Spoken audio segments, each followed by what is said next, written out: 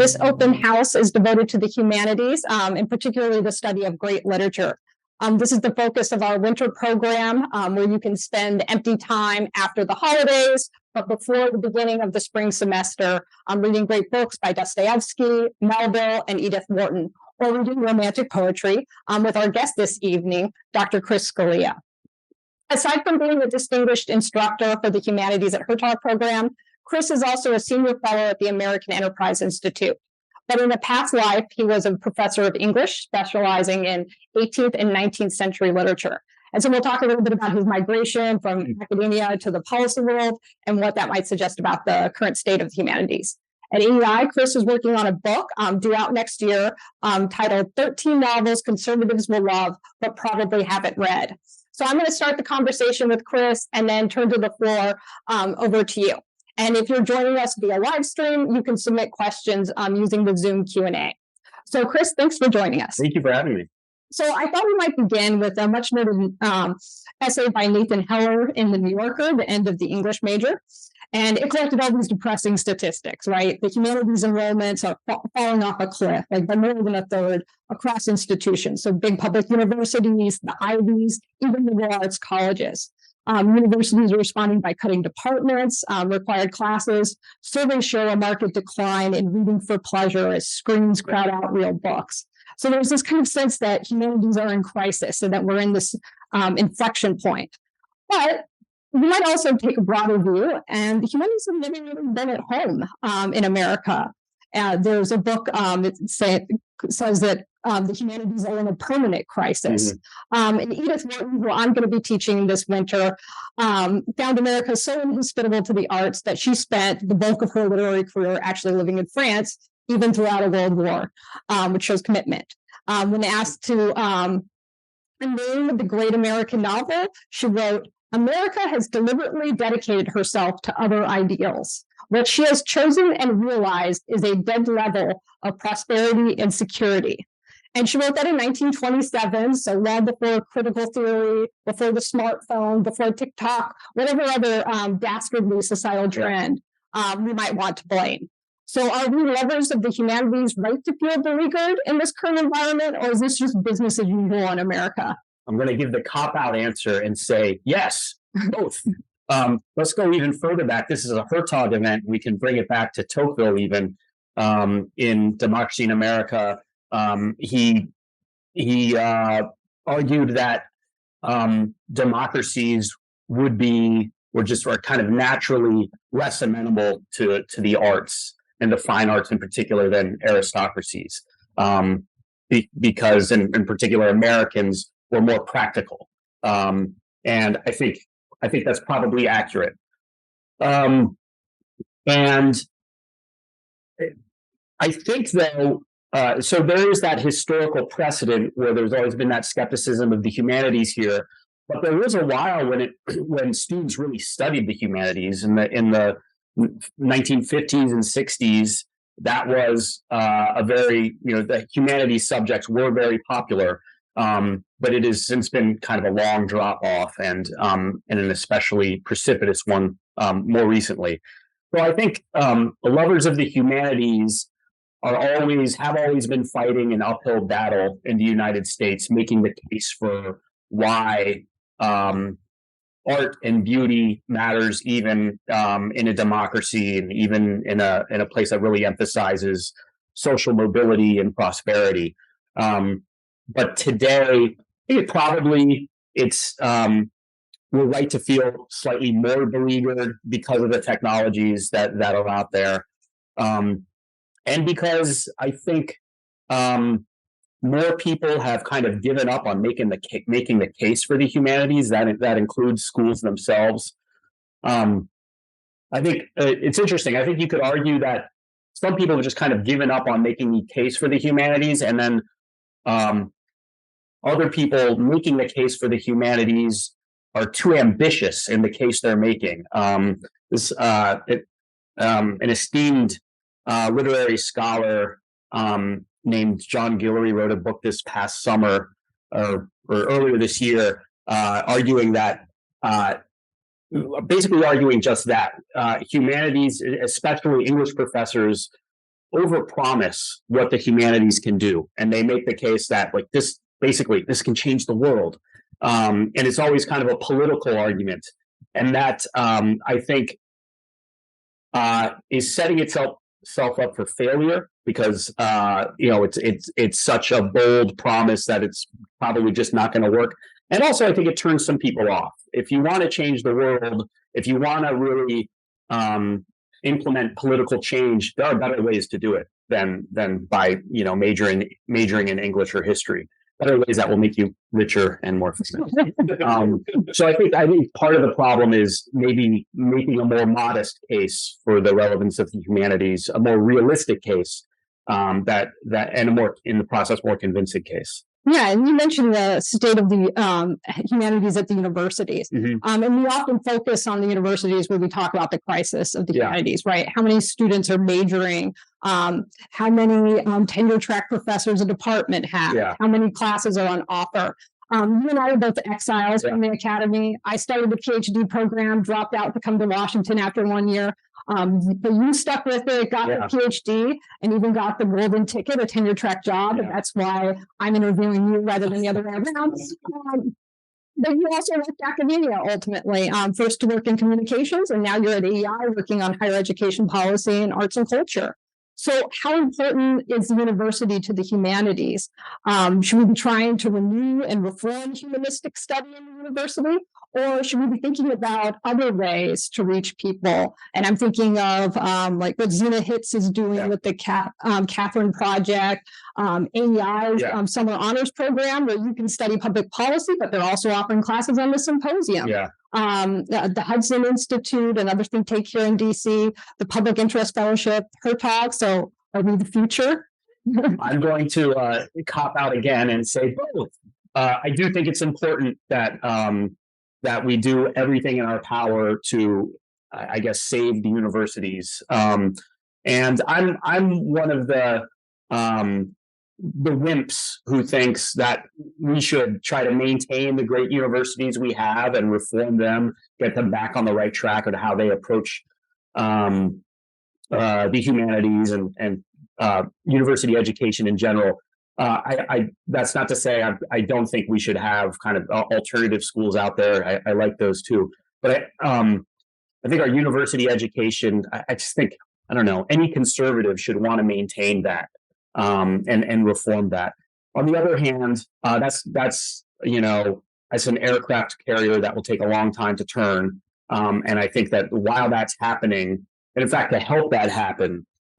Some of what you described is really important. I'm really proud of what AEI is up to. Basically, over the past couple of years, Yuval Levin has brought in a bunch of academic exiles, like the Stories and Joshua Katz and me, to kind of help reform things, but also make the arguments outside of the university and offer these opportunities outside of the university. Because I mentioned this book. It's called Professing Literature by John Guillory, and another argument he makes is that it's because the academic job market is such a wreck. For the sake of people who get PhDs, we need to find other outlets for them to teach and to put those PhDs to work outside of universities. And I think that's right, and I think that we should be creative about ways we can offer humanities to students outside or non-students outside of the university system.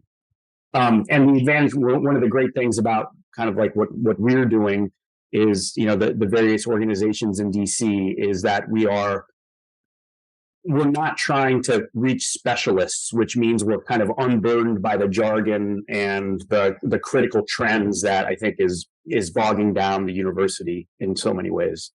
Yeah, to go back to one of your earlier answers, one of the big themes of your writing on the humanities at AEI is the importance of beauty, right? Yes. That we're often very utilitarian, right? We overpromise when we try to make the case for studying great literature. It's important for cultural transmission. It's going to enlarge our experiences. It teaches us empathy and compassion, helps us grapple with moral complexity, and so on, prepares us for citizenship. And all of that is true, but Yeah. like, there's a lot of ways to check off those boxes. Yeah. I really try to emphasize literature as a source of pleasure. The enjoyment that we get from an elegant sentence, the sense of sublime that a vivid image can evoke. So is that the crucial missing puzzle piece? Is that what we should really be emphasizing?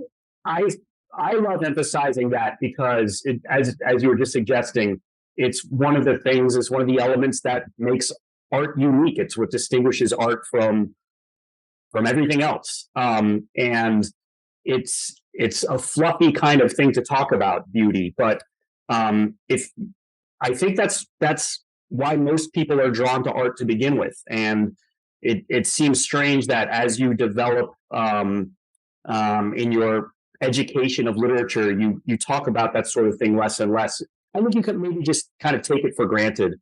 But beauty is important. It's important in art. It's important in the world at large. And I think it's, I don't think it's I think it's it shouldn't be the only thing we talk about when we talk about art, but we shouldn't ignore it either. Let me give you an example of when people kind of overstate beauty.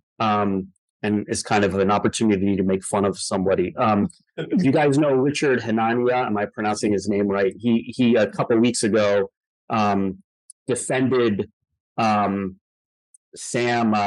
Bankman-Fried. Same thing. So this is a blogger. Yeah. He defended Substack. Yeah, I'm sorry. so he defended that basically Bankman-Fried said Shakespeare. There's no way, just statistically speaking, there's no way Shakespeare was the greatest artist. Because nobody back then was educated very well. It was there weren't many people, and just statistically speaking, and based on probability, there are probably a lot of people better than Shakespeare out in the world right now.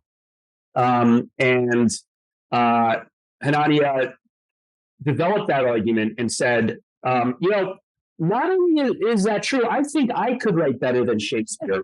If you gave me some time and implicitly some money, I could study Shakespeare's style and I could write a play about as good as Hamlet. If you put Hamlet beside my play, the average reader wouldn't be able to tell the difference and maybe might even prefer mine. But his emphasis was on, I could spend an hour, picking that argument apart, but his emphasis was on the style. And Shakespeare's style is beautiful. Obviously, it's something that draws us to Shakespeare. His plays his style is too much for anybody really to imitate easily. The iambic pentameter and the songs in the plays, they are incredible. Not just iambic pentameter, Blake verse. But that's not all. That's not all it is. It's a combination of the style and the substance. It's not just the style is elevated by what he's examining there. So when I teach literature, I like to slow down and say, listen to how beautiful that line is. Why is that line so beautiful? Why is that line so memorable? What is so compelling about that image? I think you have to discuss that sort of thing. But great literature is beyond that too. I mean, Shakespeare addresses hefty themes in beautiful ways, and that is why we still consider him, I'd say, top 1,000 writers of all time, in my humble opinion. Well, so as I mentioned earlier, you're working on a book, 13 novels conservatives will love, but probably haven't read. So what's a novel that conservatives would be surprised they're going to love? And since we are equal opportunity here at Hertog, what do you recommend for the liberals in our audience? Okay, this is tricky because I don't know. I'm not including any books okay, no, actually, I'll give a good answer instead of a cop-out answer. The surprising one, maybe the most surprising one I'm including on this list is Zora Neale Hurston's novel, The Eyes Were Watching God. Have anybody here read that novel yet? Over here. Okay, great. That is Hurston was a writer during the Harlem Renaissance, and she was pretty well respected in her time, and then faded, and then her reputation was kind of resurrected in the 1970s, primarily by feminist scholars, and that's kind of been her reputation as a great Black feminist writer. what is only kind of recently being recognized about her was that she was also a conservative. And the early scholarship kind of downplays that. So in my chapter on her, I don't argue that she's not actually a feminist writer, but I'm trying to suggest that the novel plays with some conservative themes in interesting ways. But even more importantly, she's just somebody conservatives should know. She was a contrarian during her time, and was, I mean, John McWhorter has compared her to Clarence Thomas, I think, or Thomas Sowell, kind of the African American intellectual who's pushing back on what their peers are saying. And John McWhorter wrote something like, she would have been as comfortable on NPR as on Fox News. So I think that might be the most surprising one. I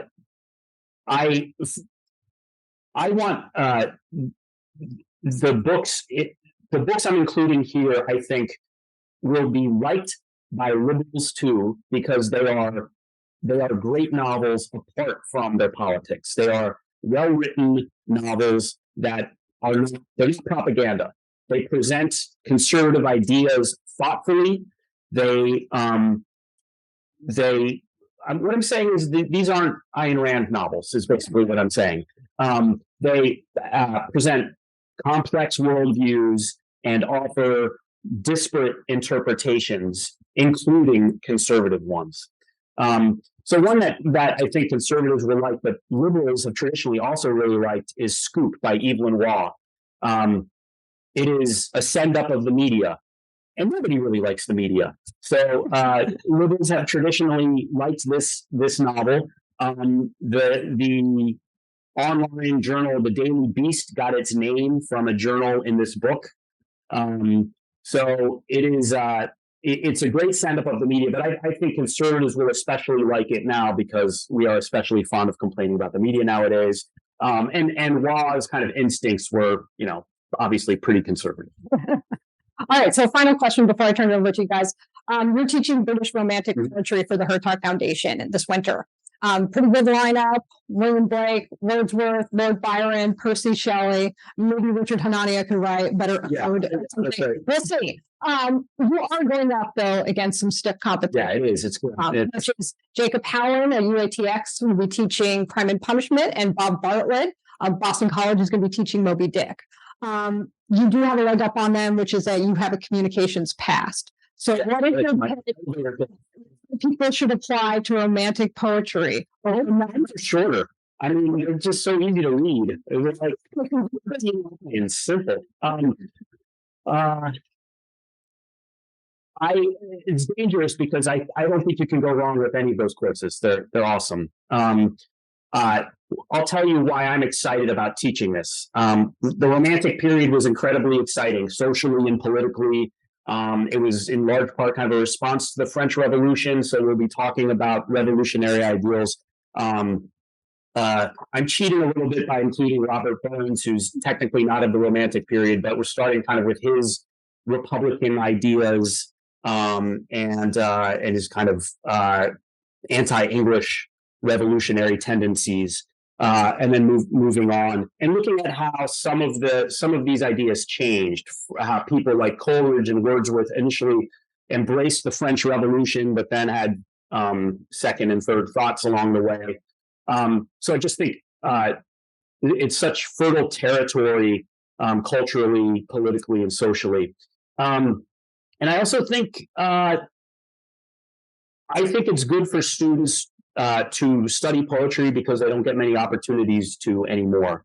And poetry is, I was joking about how, poems are shorter, so they're easier. They are really difficult to read sometimes. And we're going to be reading some blank verse passages by Wordsworth, including one that praises Edmund Burke, if you're into that sort of thing. That seem like they should be easy because none of the words are really unusual, but the syntax is tricky and thorny, and it's good to have kind of a guide when you're reading, if you haven't read poetry in a while. And poetry, I'm writing a book about novels, so obviously I love prose and I love prose fiction, but poetry just is able to convey beauty and is able to do things with language that prose cannot. Not even Melville can pull it off in Moby Dick. And also, there will be no poems about whales, so that's an advantage. Depending on your point of view, that could yeah, that's right. All right, well, we'll take questions. We do have one online question, if I can pull it up from our live streamers. So this comes from Nathan Heath, and he asks, with so much fragmentation around the world, notably here in the U.S., is there a viable opportunity for the humanities to foster peace, reconciliation, and societal cohesion? So he wants the overpromising. Yeah. I think if we just all read Jane Austen novels, there'd probably be world peace within a year. I think that there are, I do think that one of the examples of the overpromising you mentioned is that reading fiction fosters empathy. I think that's true. Even President Obama said that, so it's definitely true. The very notion that reading fiction fosters empathy is right. But I don't know. I think that can help us in civil discourse. I think that can help us get, when we read great fiction, if we read a George Eliot novel and get into the heads of her fantastic characters, we can kind of extend that imagination into thinking how getting into the heads of other people, or being curious about how they think and how they arrive at their conclusions. So I think the humanities creates space for thoughtful conversation. I don't think that's the same as saying it will heal division.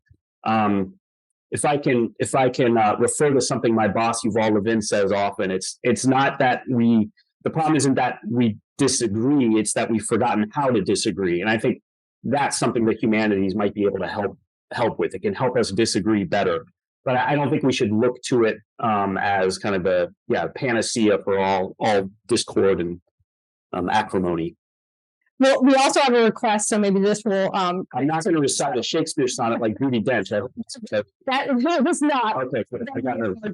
I won't read that question. But there is a request. Any chance John Keats could make the line? Oh, he's in there. Yeah. Okay. So I sent Cheryl a draft syllabus, and I've been rethinking it. And I think the last day is going to end with the long John Keats poem. But I'm not totally sure about that. But there will be Keats in there also. Yeah. History. You have to apply to find out. All right, over here. This is a question about the American and British mindsets, and how I think it's reflected in disproportionate contributions to English literature and the arts by the British, even though I think as early as the 1880s, Americans surpassed the UK in population. But still, I think you could argue they have a disproportionate impulse. There's a lot of things I'm trying to tease in here, but also there's something almost about the dying British Empire, the idea of like a crumbling English manor, still producing art, still sending their kids to Oxford, doing these things, while there were many other financial things that they could have directed themselves towards, which might have staved off some of that. Mm-hmm. So my question is kind of what should a conservative, revere more, basically, between those two things? A productive society, maybe instead of your English mansion, you get 10 McMansions of people working in good, productive jobs, like most conservatives tend to, but you maybe lose that sympathy and almost like the melancholy longing for art and culture of a civilization you reflect on. So how do we as conservatives know that most of our demographics will go this way, but also keep that sensibility and love alive for the other part that's maybe fading?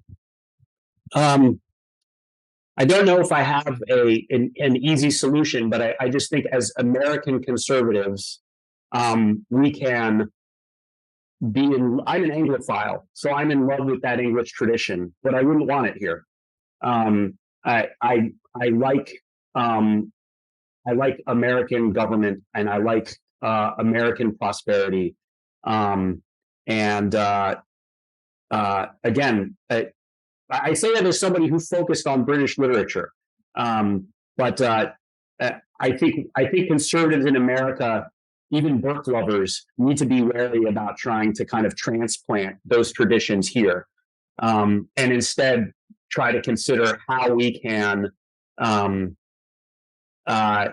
encourage that love of the arts and love of literature in the United States. And I think, frankly, while I don't know what the numbers are in the UK, how they compare to the US about how many people there read fiction, but the UK needed to start its own, needed to create the Booker Prize to recognize British writers, because writers from around the world, including America, were winning a lot of prizes and getting international recognition. In other words, I think you could make the argument that America, like other countries, have kind of caught up with the British in the quality of the arts and the influence of their arts. Have I answered your question yet? I think I'm kind of adjacent to it anyway. We can appreciate what's in the past. Yeah, and I would love to write like Evelyn Waugh, but I'm an American living in the 21st century, and also I'm a cradle Catholic, not a convert, and it's not going to happen. I can imitate him as best I can, but then that would just be empty. That'd be superficial.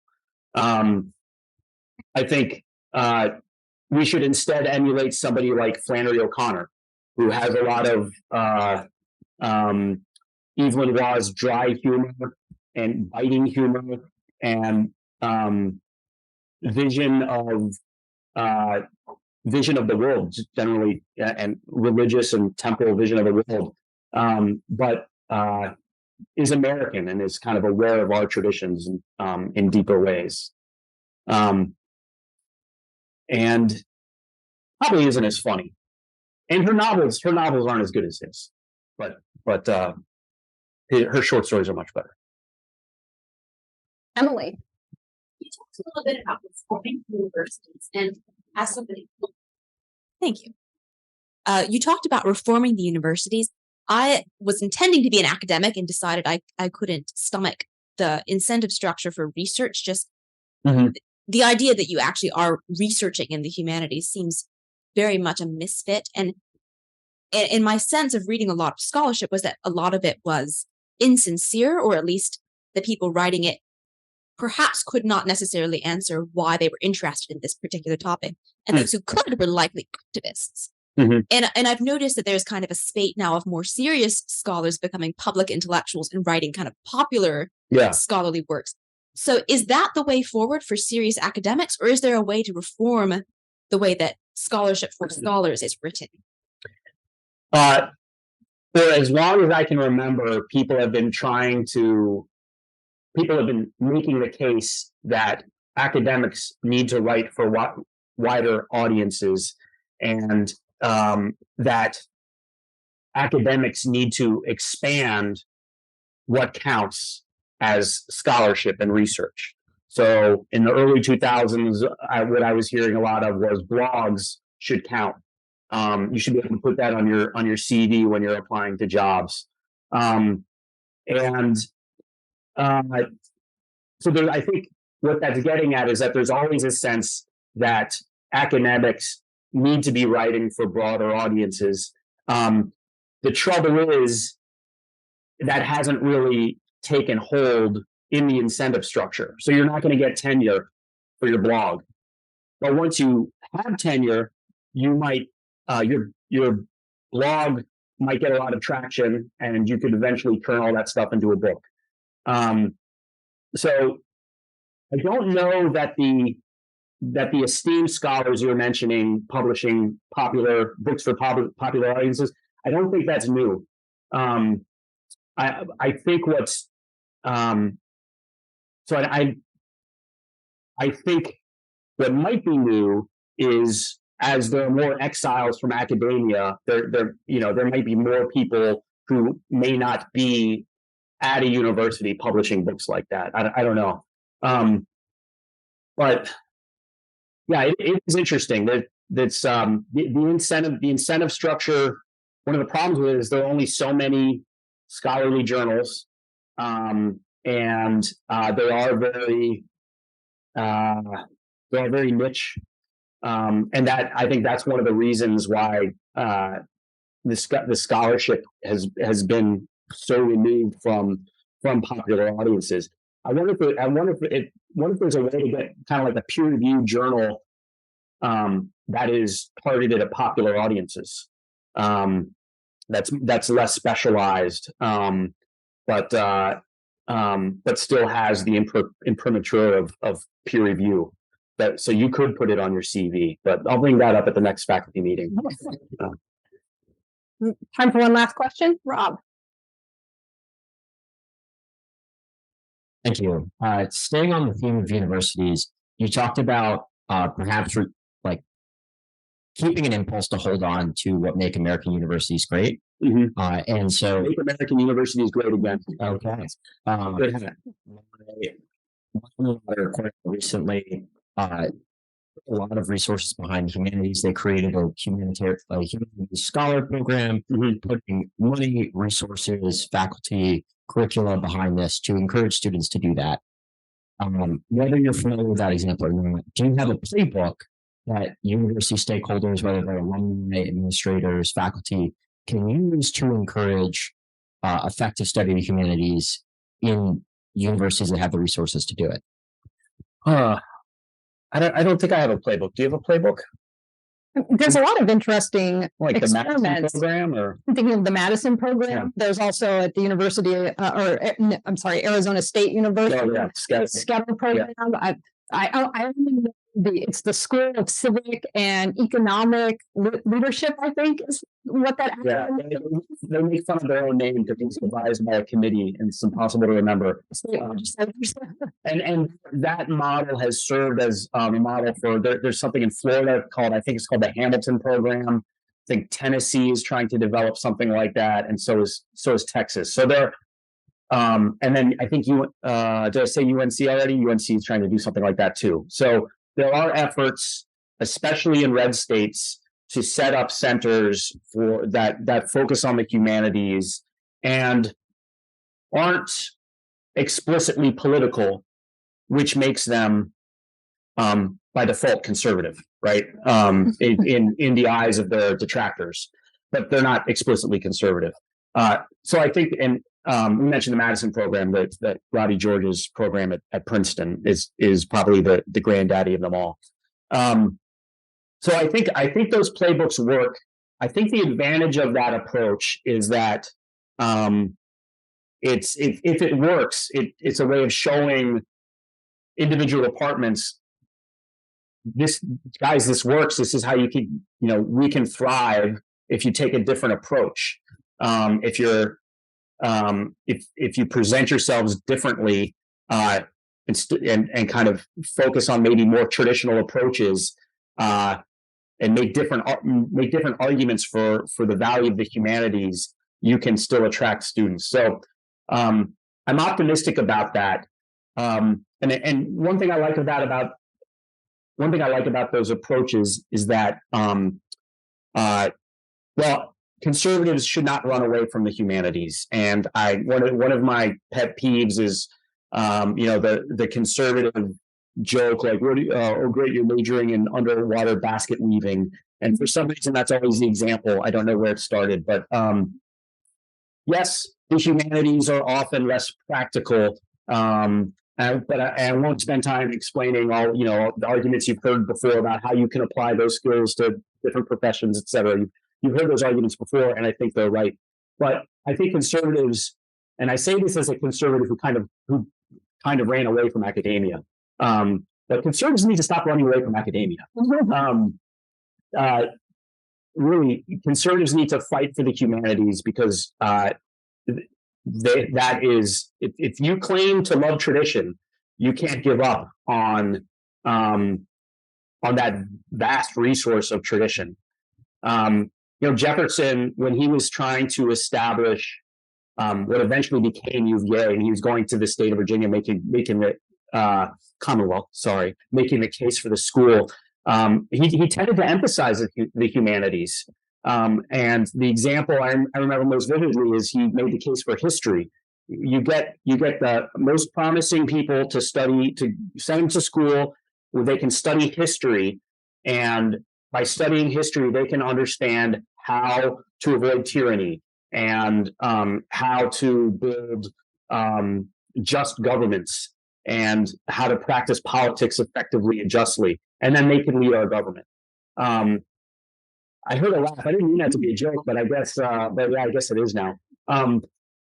Yeah, I guess maybe if more people did that, our politics would be in a different shape now. But that used to be, I think that's a very conservative case for the humanities that we still want to make. And the humanities and individual departments are in very bad shape, but we need to keep making the case for why they need to be reformed and offer ideas for how they can be reformed, including some of the playbooks we just bandied about at the beginning of that very long answer I gave you. Yeah, just offering it, maybe. Yeah. Making the opportunity available. Or at least that's our idea. Build it and they will come. We'll see. But I mean, the truth is, you don't need with the internet and online courses and things like that. There are so many resources to learn about the humanities. Cheryl and I were talking earlier today, or emailing earlier today, about something the TICFA Fund set up. I think a six or nine lecture course with Ruth Weiss teaching about the George Eliot novel Daniel Deronda. And I think it's free. You just register for it. It is. And that is a book that if you see it and you try to read it on your own, you might be lost. But this is a great resource. And there are a lot of resources like that. Probably not in that quality because it's Ruth Weiss, but I think those are examples of opportunities outside of universities where we can still keep the light of the humanities lit. Excellent. Well, that's a good place to close. Thanks to our live stream audience for joining us, and everyone else, please join us for a reception. Great. Thank you.